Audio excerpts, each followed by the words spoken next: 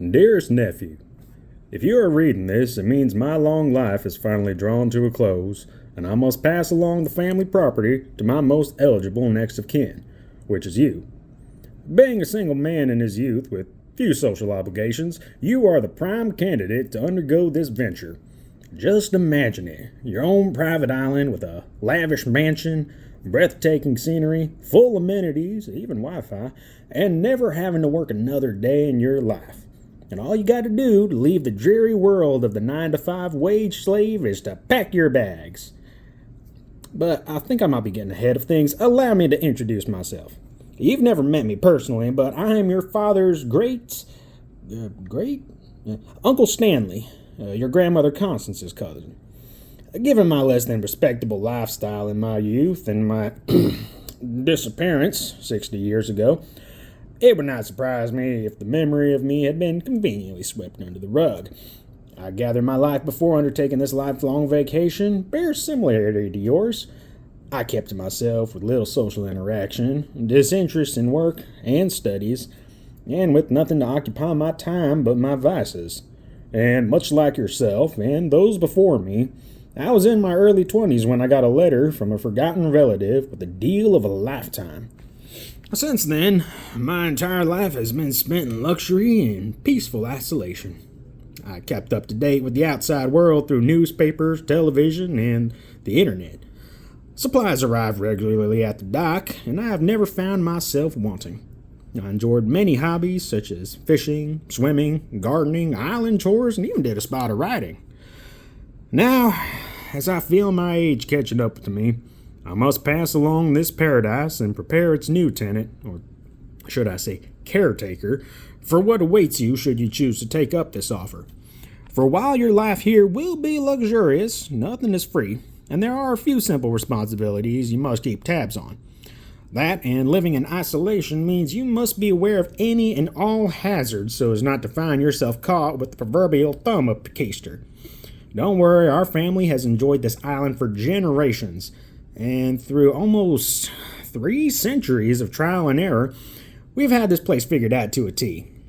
The mansion's library will have all you could want to know about this place's history and rules of upkeep, and I'll write several more cheat sheets to help you with the more nuanced tasks.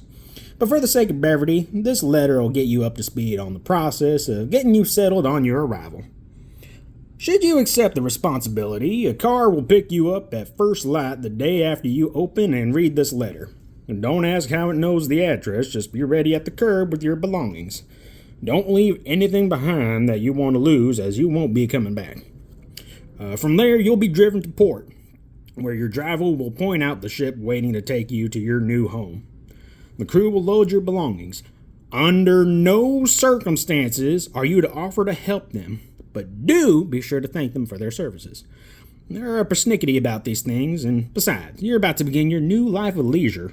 No point in throwing all that away by becoming the newest member of the crew. Once aboard, the trip will take about 4 days. Don't worry if you have a tendency towards seasickness. The helmsman is sure, and the ride is smooth no matter the weather. However, while you are allowed full access to the ship during the day, it is imperative that at night you stay on the top deck. Under no circumstances should you venture below deck at night, regardless of threats of impending storms, as the crew is restless and the moonlight's protection won't reach below. Instead, spend your nights at the forward top deck near the ship's figurehead, and sleep during the day in the shade. Also, while the cook is a surly individual, he's a jovial nature at heart, and his cooking is immaculate. But whatever you do, don't ask for seconds, and politely decline the gumbo. Long pig may sound delicious, but believe me when I say it is one culinary venture you do not want to take. When you arrive at the island, the crew will unload your belongings into a golf cart with the storage trunk parked near the dock for your convenience. It is now safe to assist them if you so desire. Be sure to thank them again for their services and wish them well. Shake the captain's hand, but do not do so with the helmsman. Stay at the dock and watch till they sail out of sight. If you happen to see the ship capsize, check the mooring post to the right. If the time matches what was carved into the wood, then there's nothing to worry about. But if it doesn't, just note the time for later, then begin making your way along the path up to the mansion up the hill. You should reach the house well before sundown. Try not to get distracted with the scenery. There'll be time enough for that later.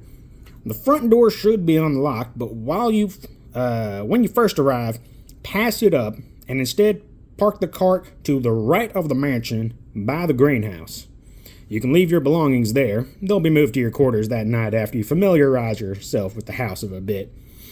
The door closest to the greenhouse opens directly into the kitchen. If the ship that brought you here went under at a time other than what was carved on the mooring post, write it down on the clipboard hanging next to the sink. Feel free to grab a light snack from the fridge if you're feeling peckish, but be sure to save room for dinner. Then walk through the green door, which opens into the dining hall. The tables will be set, and all but one of the chairs will be pushed in. Leave it out and the food in front of it untouched. It's the custodian's seat, and he'll return to his meal after he brings your belongings later in the night.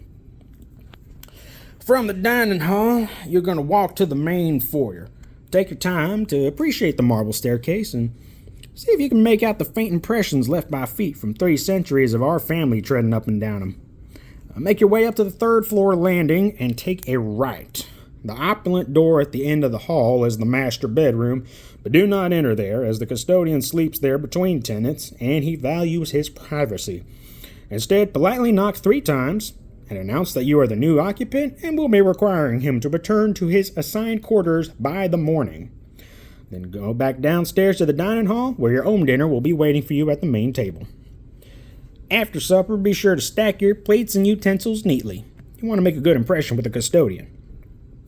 Then return to the foyer and go through the large green double doors on the other side of the mansion. This is the library where you will spend the night while the custodian readies your room and gets you settled in.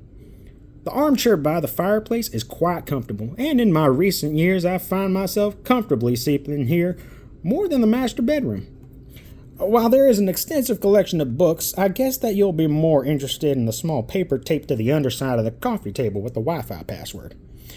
However, I would advise you read the letter I will leave in the large green book on the writing desk. It'll entail how to proceed with your first day as the island's caretaker, as getting a feel for these things ahead of time helps a lot.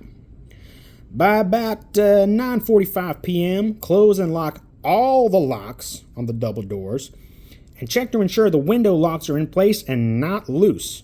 There's a small screwdriver in the left drawer of the writing desk if they need to be tightened. Then get comfortable and spend the rest of the night here. Ignore any noises coming from the hallway. It's just the custodian. He's going to be using the front door throughout the night, so expect to hear it open several times. If you need to use the bathroom, there is one on the other side of the blue door to the right of the fireplace. There's a small case with reusable earplugs up on the mantelpiece. I'd advise you use them this first night, as the local wildlife tends to get vocal after 10 p.m. And while most are harmless, their calls can be a bit unsettling for those unaccustomed to them. On that same note, if you hear your name in the night, do not respond or react in any way. Just don't. Trust me, it's not worth it. And that should cover your first night on the island. You'll be awoken in the morning with 3 knocks on the double doors. It'll be the custodian letting you know he's finished transferring your belongings to the master bedroom. He's not going to enter the mansion again except for the scheduled cleaning days. From there, refer to my aforementioned letter in the Green Book for everything you'll need to know about officially becoming caretaker of the island and all it entails. I do hope you'll take this chance of a lifetime, but the choice is, of course, yours. Regardless of your decision, I hope this letter found you well and that you will continue to have a pleasant life. Sincerely, Great Uncle Stanley.